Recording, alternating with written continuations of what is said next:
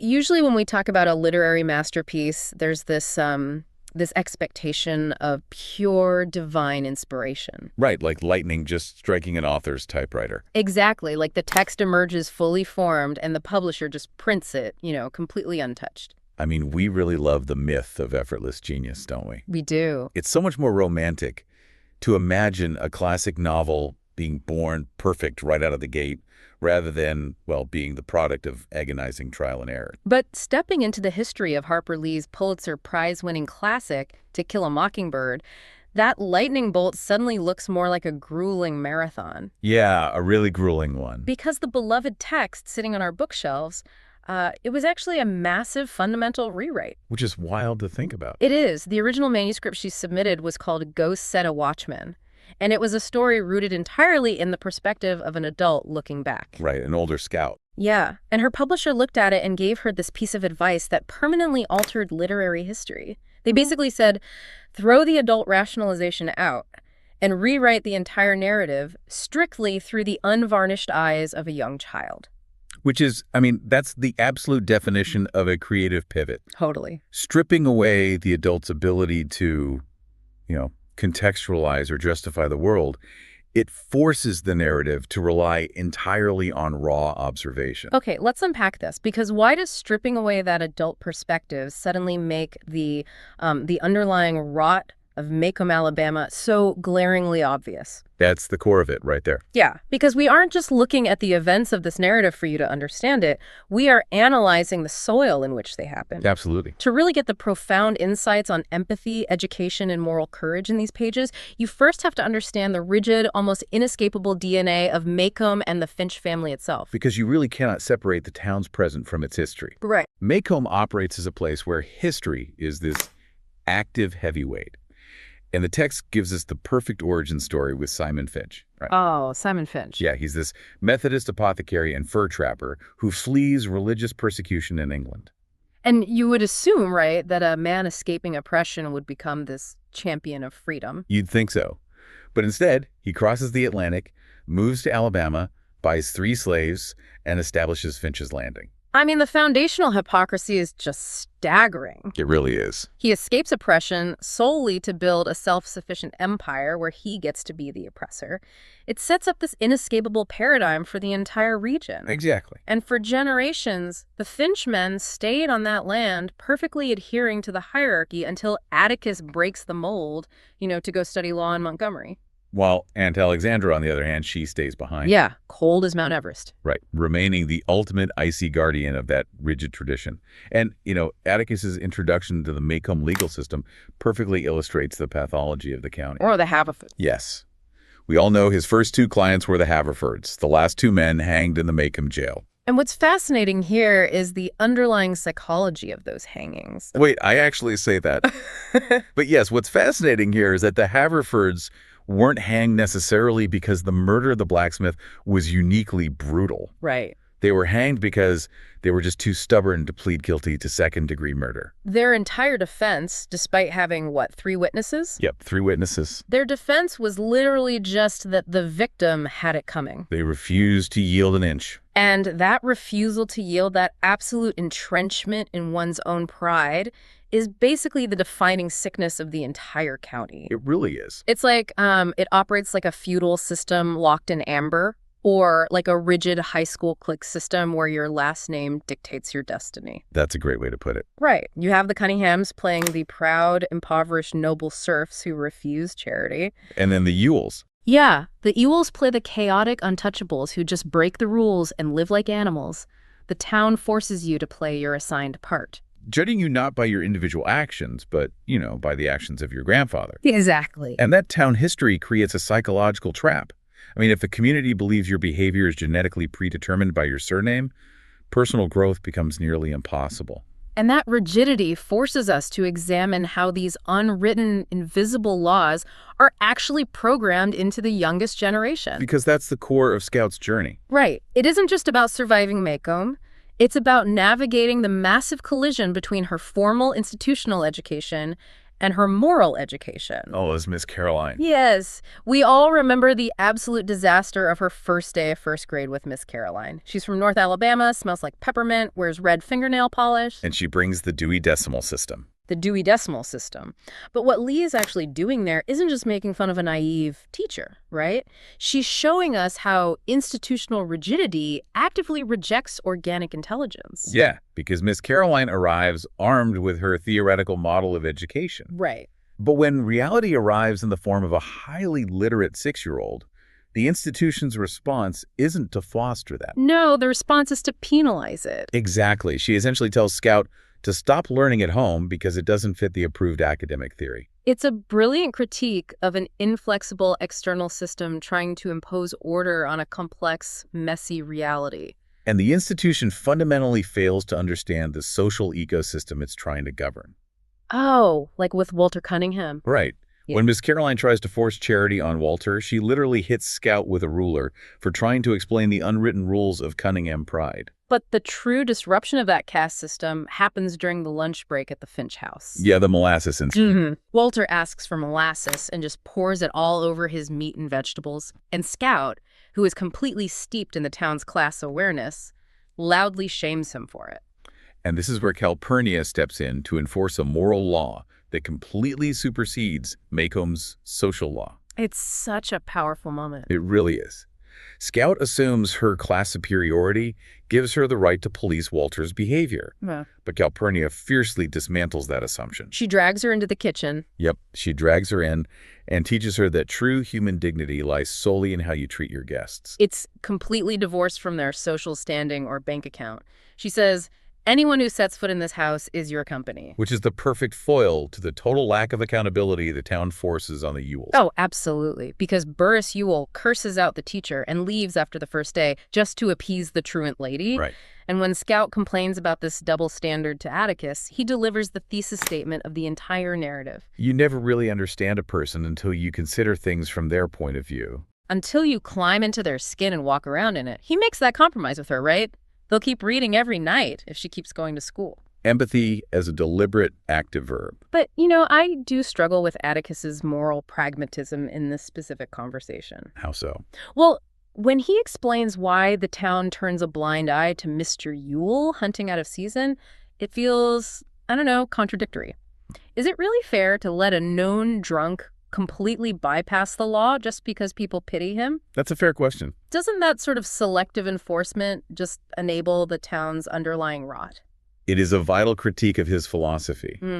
But Atticus is demonstrating outcome-based empathy rather than blind justice. Okay, outcome-based empathy. Right. He knows the law is rigid, but he also knows the human cost of enforcing it in this instance. If the town arrests Bob Ewell for poaching, Bob doesn't truly suffer. The kids do. Exactly. The people who suffer are his children, who are already neglected and starving. Ah, I see. So Atticus is teaching Scout, and you, the listener, that sometimes strictly adhering to the letter of the law creates a far more devastating moral failure than bending it to protect the vulnerable. Okay, here's where it gets really interesting, though.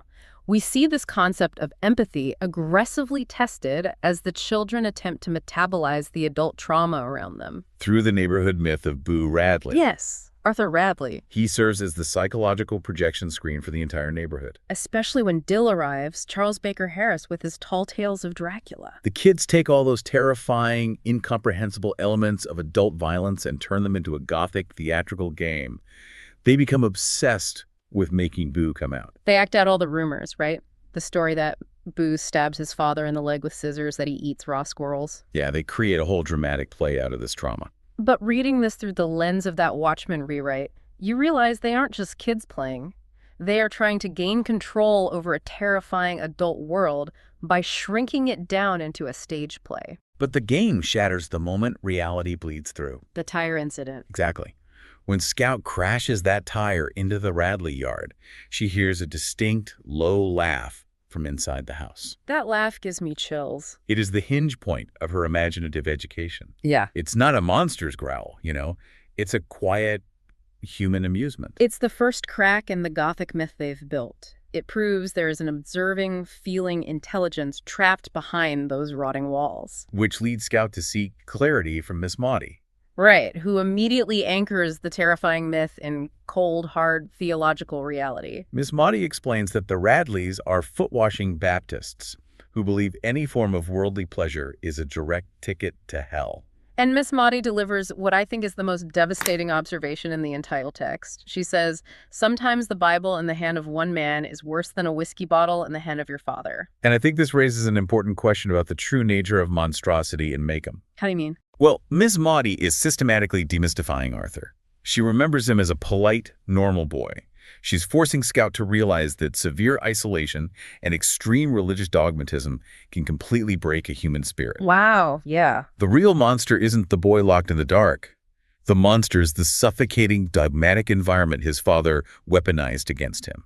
And once we reframe Boo as a trapped victim of his environment rather than some neighborhood ghoul, his desperate attempts to communicate become, utterly heartbreaking. The silent conversations. Yes. Think about the psychological weight of those gifts in the knothole of the oak tree. The 1900 and 1906 Indian head pennies, the spelling bee medal, the broken pocket watch. They aren't just random trinkets. No. They are highly curated artifacts of a life he is not allowed to live. Exactly. And the most profound artifacts are the two carved soap figures. The ones that look exactly like Jem and Scout. Yeah. It takes immense, prolonged observation to carve a miniature boy and a girl with Scout's exact bangs out of a bar of soap. It is a profound testament of care. He is reaching out across the terrifying boundary of his isolation to say, I see you. Which makes Mr. Nathan Radley's decision to fill that knothole with cement one of the most violent acts in the book, psychologically speaking. Oh, it's devastating. He claims the tree is dying, which Atticus clearly refutes. Right, because it wasn't landscaping. Nathan recognized that his brother was successfully forging a human connection with the outside world, and he methodically, coldly executed that connection. And when Jem stands on the porch alone and weeps, he isn't crying over the loss of a pocket watch.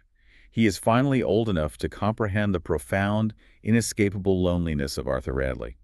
But I have to ask, a sort of pushback here. Why doesn't Boo just step out and talk to them? If he's going through all this effort to leave gifts, why stay hidden? Because the tragedy is that Arthur's conditioning is so severe, simply opening the front door and stepping onto the porch to say hello is unimaginable. He's that terrified. He is entirely socially atrophied, so his acts of empathy have to happen in the shadows. Like the night raid. Yes. When the kids sneak into the yard, see a shadow, and get shot at, Jem loses his pants on the fence. And when he sneaks back at 2 in the morning, Boo hasn't just untangled them. He's clumsily stitched them and folded them over the fence, waiting for him. He is anticipating the boy's fear of getting caught, and he acts to protect him. It's the purest application of Atticus's philosophy. Boo Radley is actively climbing into Jem's skin. He does it again during the winter fire, too. Oh, the freak snowstorm, the first since 1885. Right, and it's followed by Miss Maudie's house burning down. While the town is consumed by the chaos, Scout stands freezing near the Radley gate, and someone silently slips through the dark and drapes a heavy brown woolen blanket over her shoulders. Atticus later reveals it was Boo. Boo risks the terrifying unpredictability of the outside world, defying his own agonizing conditioning just long enough to keep a child warm. He is quietly modeling the exact moral courage that Atticus is about to demand from the entire town. Which accelerates us into the gathering storm of the narrative. The deep dive shifts here, because as the children slowly awaken to the unseen humanity in the town's so-called monster, Atticus is preparing to force Maycomb to look at its own monstrous lack of humanity. The upcoming trial. Yes. The social codes we discussed earlier, the rigid caste system, the blind stubbornness, they are about to be put on trial. And that disease begins seeping into Scout's world long before the trial begins. Right in the schoolyard. Yeah, when Cecil Jacobs taunts Scout, claiming her father defends, well, he hurls the town's most deeply ingrained racial slur at her father. And Atticus explains to Scout that he is defending Tom Robinson. But he tells her something incredibly jarring for a parent to admit to a child. He explicitly states they are mathematically guaranteed to lose the case. He says they will not win. So what does this all mean? Why would you subject your family to a brutal, public, exhausting battle that you already know you cannot win? If we connect this to the bigger picture, Atticus knows the racial prejudice embedded in Maycomb's justice system is an insurmountable wall. A white jury in that era will never side with a black man over a white family, regardless of the physical evidence.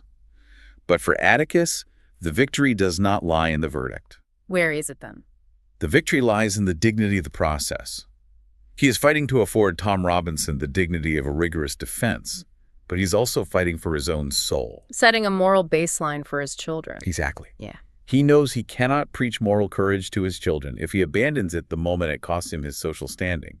It's about maintaining your internal compass when the entire external world is pushing against you. And the cost is immediately levied by their own extended family. The Christmas clash at Finch's Landing is it's a masterclass in how generational prejudice is sustained. Aunt Alexandra relentlessly pressures Scout to act like a sunbeam and wear dresses. She entirely dismisses Scout's actual identity. But Cousin Frances takes it further. Frances operates as a pure echo chamber for the adults' bigotry. Because children rarely invent prejudice. They inherit it, and they wield it to gain favor with the adults who taught it to them. So when Frances smugly corners Scout and calls Atticus a disgrace to the family, he's just parroting the town's sickness. And Scout punching Frances in the mouth isn't just an impulsive reaction. No, it's her absolute refusal to let that sickness infect her father's name. Yet Uncle Jack punishes her, spanking her without a hearing, operating purely on Frances's manipulated version of events. Which is a devastatingly accurate preview of the trial itself. Scout experiences firsthand what it means to be punished without a fair hearing, based entirely on the word of a liar who knows exactly how to manipulate the biases of the person in power. Uncle Jack later realizes his massive failure in rushing to judgment, though. Yeah, and Atticus uses that realization to lay down the ultimate challenge. Knowing Scout is eavesdropping, he tells his brother that he hopes his children can survive the upcoming madness without catching Maycomb's usual disease. The blind, irrational prejudice that infects the town the moment race is involved. Atticus is attempting to inoculate Scout and Jem against the very DNA of their own community. He's pleading with them to be the break in the chain of Maycomb's bitter history. Which brings us to the profound realization of what Harper Lee achieved by forcing us to view this through Scout's eyes instead of the adult perspective of Go Set a Watchman. True education doesn't happen because an institution forces a theoretical model onto you. No, it doesn't happen through flashcards or the Dewey Decimal System. True education happens when you actively choose the terrifying, uncomfortable work of climbing into someone else's skin. It happens when you realize the neighborhood ghost is just a deeply lonely man leading you soap dolls in the dark. It is the realization that genuine empathy requires immense courage. It requires the willingness to stand against your own community, to lose a public battle, if it means holding on to your internal compass. It really does. Leaving you, the listener, with a lingering question to turn over in your mind long after this audio ends. Because we all have our own modern equivalents of the Radley house, don't we? We do. We all have people or entire demographics that we've built simplistic, comforting, or terrifying narratives around based on rumors and inherited prejudice. We lock them away in the dark corners of our minds because it's easier than challenging our own blueprint. But what if the monsters we fear are actually just human beings, desperately waiting for someone to stop looking at the ugly rumors and start noticing the folded blankets they leave behind? It demands that we look much, much closer at the shadows we've created. And it asks us to have the courage to rewrite our own assumptions, just like Harper Lee did. Until next time.